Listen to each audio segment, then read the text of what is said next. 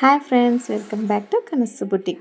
ನಾನು inner thread piping ಹೇಗೆ ಮಾಡೋದು ಅಂತ ಪಾರ್ಟ್ 1ರಿಂದ ಪಾರ್ಟ್ 3 ತನಕ ತೋರಿಸಿದ್ದೀನಿ. ಅದ್ರ ಬಗ್ಗೆ ನಿಮಗೆ ಆಸಕ್ತಿ ಇದ್ದರೆ ನನ್ನ ಚಾನಲ್ನ ಹೋಗ್ಬಿಟ್ಟು ನೋಡ್ಬೋದು, ಅದರಲ್ಲಿದೆ.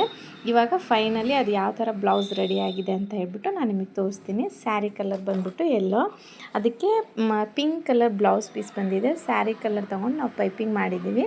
ನೋಡಿ ಎಷ್ಟು ಚೆನ್ನಾಗಿ ನೀಟಾಗಿ ಪೈಪಿಂಗ್ ಬಂದಿದೆ ಅಂದರೆ ನೀವು ಕೂಡ ಟ್ರೈ ಮಾಡಿ. ಇಷ್ಟು ನೀಟಾಗಿ ಫಿನಿಶಿಂಗ್ ಬರುತ್ತೆ.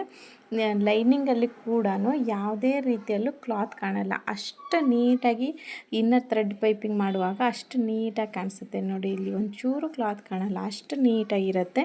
ನೀವು ಕೂಡ ಟ್ರೈ ಮಾಡಿ. ವೇಸ್ಟ್ ಬ್ಯಾಂಡಲ್ಲಿ ಕೂಡ ಬಂದಾಗ ಈ ಥರ ಪೈಪಿಂಗ್ ಮಾಡಿದರೆ ಬ್ಲೌಸ್ ನೀಟಾಗಿ ಫಿನಿಶಿಂಗ್ ಬರುತ್ತೆ ಮತ್ತು ನೀಟಾಗಿ ಕೂರುತ್ತೆ.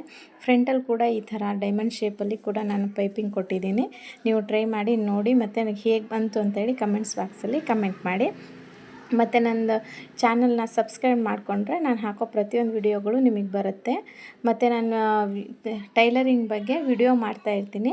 ಅದ್ರ ಬಗ್ಗೆ ನಿಮ್ಗೆ ಏನಾದರೂ ಡೌಟ್ಸ್ ಇದ್ದರೆ ಟೈಲರಿಂಗ್ ಬಗ್ಗೆ ಕಮೆಂಟ್ಸ್ ಬಾಕ್ಸಲ್ಲಿ ಕಮೆಂಟ್ಸ್ ಮಾಡಿ. ಅದ್ರ ಬಗ್ಗೆ ಕೂಡ ನಾನು ನಿಮಗೆ ವಿಡಿಯೋ ಮಾಡ್ತೀನಿ. ಹಾಗೆ ನಂದು ಕಂಪ್ಯೂಟ್ರ್ ಎಂಬ್ರಾಯ್ಡ್ರಿಂಗು, ಲೆಹೆಂಗಾ, ಗೌನು ಎಲ್ಲ ಥರದಲ್ಲೂ ನಾವು ಸ್ಟಿಚ್ ಮಾಡ್ತೀವಿ. ನಿಮ್ಗೆ ಏನಾದರೂ ಬೇಕಿದ್ದರೆ ಕಮೆಂಟ್ಸ್ ಬಾಕ್ಸಲ್ಲಿ ಕಮೆಂಟ್ಸ್ ಮಾಡಿ. Thank you.